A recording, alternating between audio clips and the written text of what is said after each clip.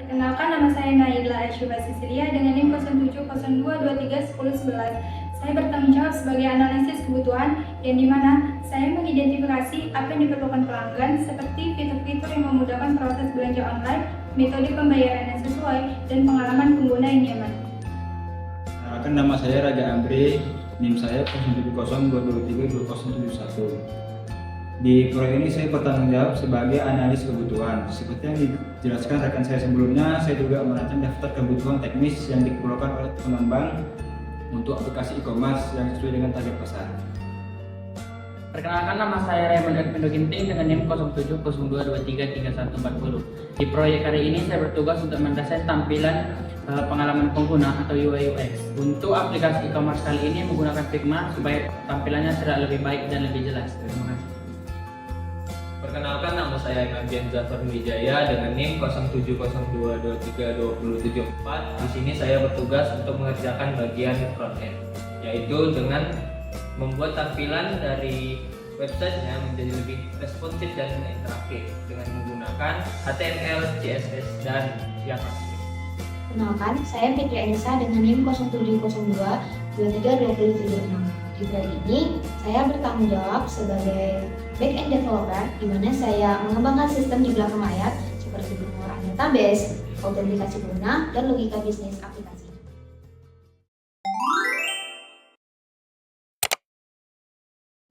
Sebagai seorang analisis pengguna, langkah pertama adalah mengidentifikasi kebutuhan dan harapan pengguna untuk proyek website penjualan pernak-pernik ini. Berikut adalah hasil analisis yang ditemukan. Pertama-tama, mari kita bahas siapa saja target penggunaan kita. Website ini dirancang untuk remaja hingga dewasa muda, terutama mereka yang suka berbelanja online dan mencari produk unik. Kami juga fokus pada pasar lokal, tapi dengan opsi pengiriman nasional. Target pengguna ini biasanya suka personalisasi barang atau aksesoris yang bisa dibuat sesuai keinginan. Selanjutnya, kebutuhan pengguna menjadi prioritas utama kami. Misalnya, navigasi yang mudah dan tampilan visual yang menarik sangat penting untuk pengalaman pengguna yang optimal. Selain itu, setiap produk akan dilengkapi dengan deskripsi lengkap, foto berkualitas tinggi, dan berbagai metode pembayaran seperti bank, e-wallet, dan bahkan bisa via cash on delivery atau COD. Tak lupa, kami akan menyediakan layanan pengiriman cepat dan fitur personalisasi produk. Jadi, pelanggan bisa mendapatkan aksesoris yang benar-benar sesuai dengan keinginan mereka. Ada beberapa fitur utama yang kami rancang untuk website ini, misalnya sistem keranjang belanja, wishlist, dan ulasan produk dari pembeli sebelumnya. Kami juga menyediakan fitur untuk konfirmasi pesanan, pembayaran, dan status pengiriman. Dari sisi teknis, website ini akan dioptimalkan agar responsif di semua perangkat. Kami juga memastikan waktu membuat halaman cepat, keamanan data pelanggan terjamin, dan selalu tersedia dengan uptime tinggi. Tak hanya itu, kami juga akan menambahkan fitur tambahan seperti program loyalitas, blog inspiratif, dan integritas media sosial agar lebih menarik bagi pengguna. Jadi itulah analisis kebutuhan kami untuk membangun website ini. Kami percaya dengan memenuhi kebutuhan itu, website akan mampu menarik perhatian pengguna dan meningkatkan penjualan.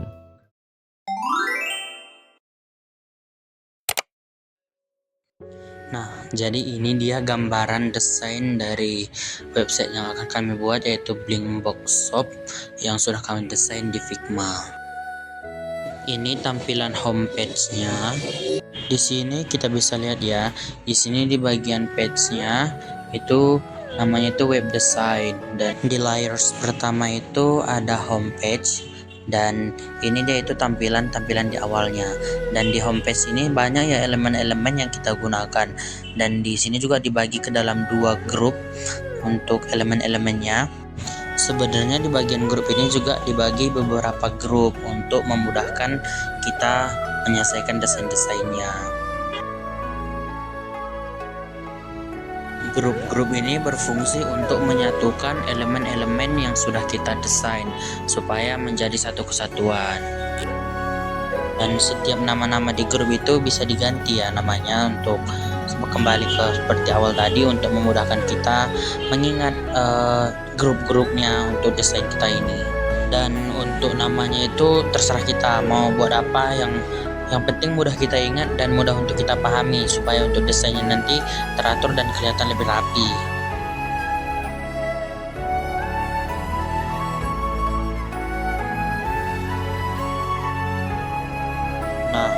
kita sudah geser ke samping. Nah, ini masih bagian di homepage. Nah, di sini ada trading item, all products, kategori, dan beberapa contoh produk yang dijual di website ini.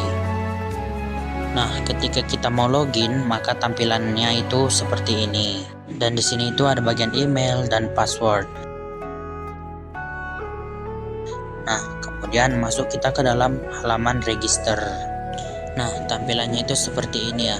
Dan di register ini itu semua sebenarnya sama ya. Di sini juga ada berbagai macam grup yang kita buat sesuai elemen-elemennya, dan seperti ke awal tadi, nama-nama grupnya juga bisa kita ganti gitu. Nah, ini dia di bagian tampilan produknya. Di sini tuh ada berbagai macam kategori, ada berbagai macam produknya, filter, dan di sini juga ada sudah tersedia beberapa harganya dan keterangan-keterangannya. Jadi sudah lengkap ya. Nah, selesai sudah desain kita. Namun jika kita ingin mengedit ulang desain kita karena atau kurang bagus atau kurang sesuai dengan keinginan, maka di bagian kanan itu ada berbagai jenis fitur edit yang bisa kita gunain. Baik, di sini saya akan menjelaskan bagaimana membuat website sederhana menggunakan framework Laravel.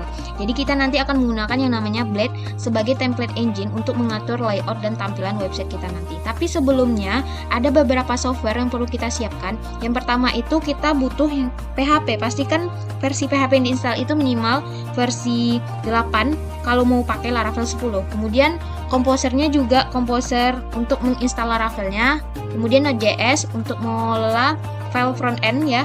Kemudian database, kami menggunakan MySQL.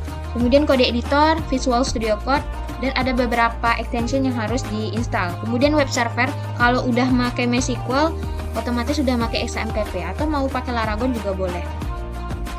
Dan untuk menginstalnya kita cukup pergi ke situs resminya yaitu laravel.com. Ya, di bagian ini dijelaskan sedikit kenapa kami menggunakan Laravel. Jadi Laravel itu seperti alat bantu buat bikin aplikasi web. Jadi kalau tanpa framework, kita harus ngurus semuanya sendiri gitu, mulai dari routing, database, sampai keamanan. Nah, Laravel ini udah nyediain semuanya. Jadi kerja kita itu lebih praktis dan gampang. Dan untuk menginstalnya cukup mudah, kita pergi aja ke documentation. Nah, di sini sudah ada versi 11, tapi kami menggunakan versi 7. Kenapa? Karena perangkat saya hanya mendukung versi ini, tapi teman-teman bisa ya menggunakan Laravel versi terbarunya, itu Laravel versi 11. Di sini juga diperingati nih, harus upgrade ke Laravel 11. Untuk installnya kita cukup mudah, bisa via Composer ataupun via Laravel Installer. Kalaupun teman-teman ingin menginstal, cukup baca aja ya di bagian documentation ini sampai dengan pembuatan folder proyek Laravelnya. Di sini ini cara untuk pembuatannya, nama foldernya di sini kami ganti, blok ini kami ganti dengan nama Blinkbox Shop. Dan untuk menjalankan Laravelnya cukup dengan perintah php artisan server di bagian terminal. Oh iya, tadi lupa, jika teman-teman ingin menginstal terminal juga boleh atau mau pakai command prompt bawaan dari OS teman-teman sekalian. Nah, setelah kita membuat folder untuk Laravelnya, kami di sini membuat dengan nama Blinkbox Shop. Jadi setelah itu kita buka ya di Visual Studio Code kita. Tinggal tarik, kemudian buka di Visual Studio Code kita. Nah, setelah dibuka, ada beberapa folder dan file ya di sebelah kiri ini. Contohnya aja seperti folder app ini, ya isinya itu aplikasi, inti aplikasi gitu. Contohnya aja kalau kita menggunakan yang namanya konsep MVC, yaitu model, view, dan controller, itu modelnya itu ada di bagian app ini. Model itu apa? Jadi model itu bagian yang mewakili data.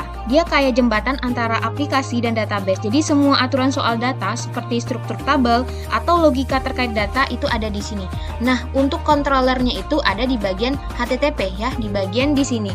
Controller itu pengatur alur logika aplikasi. Kalau ada request dari user, jadi controller inilah yang memutuskan apa yang harus dilakukan. Nah, bagian view-nya itu ya yang akan dilihat oleh customer nanti atau user gitu. Ada di bagian resource, di bagian view. Nanti kita akan fokus di bagian sini saja. Kemudian ada juga yang namanya folder public, yaitu untuk menyimpan nanti file-file CSS sama JS ataupun image-nya nanti. Kemudian ada juga file.env ini yang akan menghubungkan antara database dengan Laravel kita nanti. Baik, selanjutnya kita akan membahas bagaimana pembuatan tampilan website kita ya di bagian resource. Kita tutup dulu di bagian ini. Kita fokus di bagian front end-nya saja.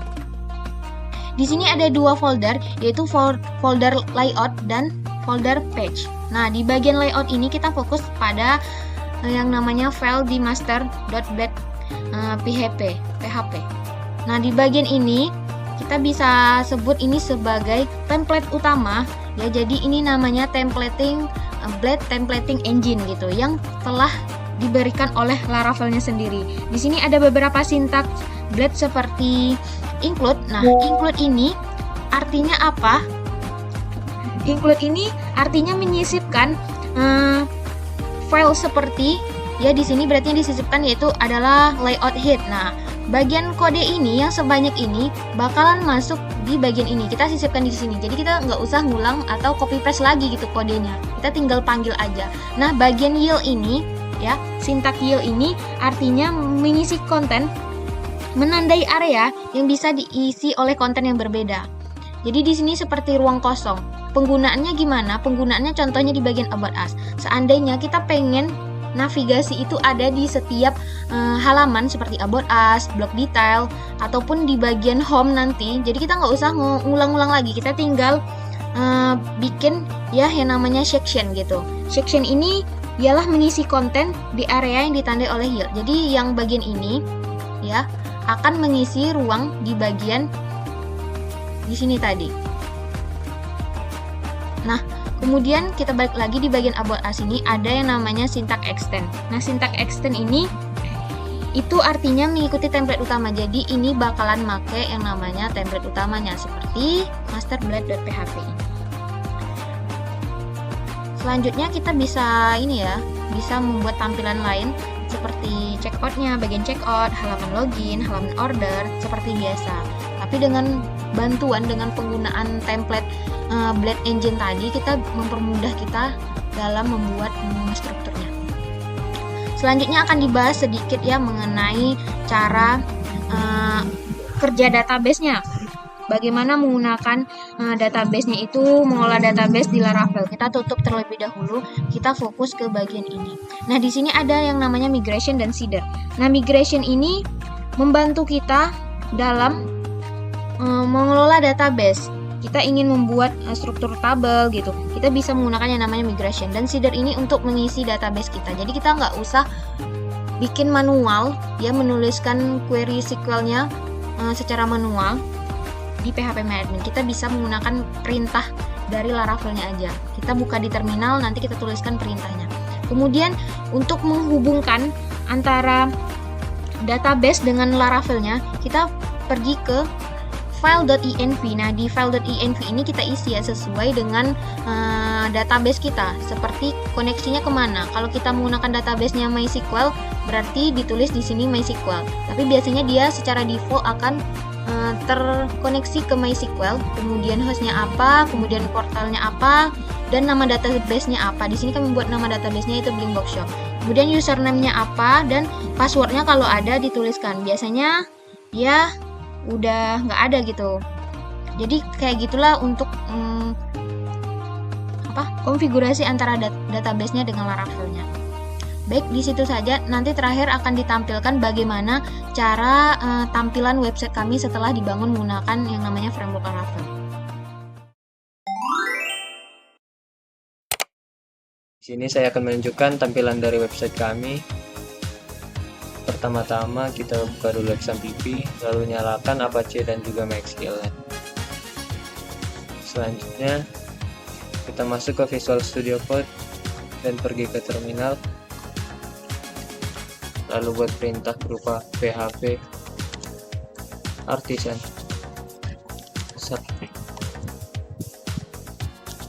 Ini adalah alamat dari website kami. Selanjutnya kita masuk ke bagian tampilan. Inilah tampilan halaman depan dari website kami, yaitu Blink Box Shop. Di sini ada trending item dan juga hot item.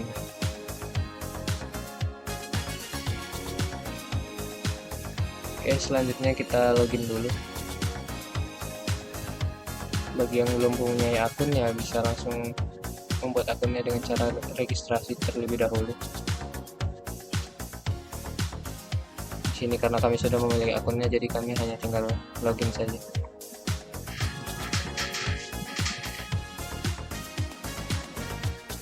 Setelah login kita bisa lihat tampilan dari About Us-nya seperti ini. Kita juga bisa melakukan kontak us.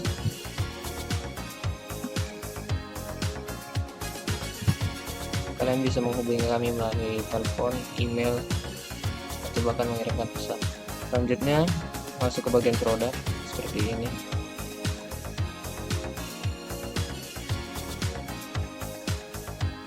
Nah, sekarang kita akan mencoba melakukan checkout barangnya.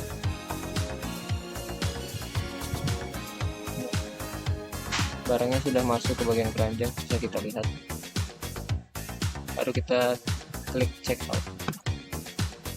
Nah, kita masuk ke bagian checkoutnya.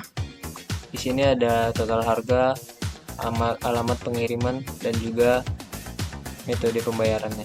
Pertama kita masukkan nama depan dan nama belakang, alamat email, nomor handphone, daerah, dan alamat yang lebih detail. Selanjutnya masukkan kode pos. Kita bisa memilih metode pembayaran. Di sini saya akan menggunakan cash on delivery saja. Lalu kita pencet proses di checkout. Nah, untuk melihat apa saja yang telah kita pesan atau checkout, bisa kita cek di dashboard ya. Lalu ini adalah tampilan dari dashboard.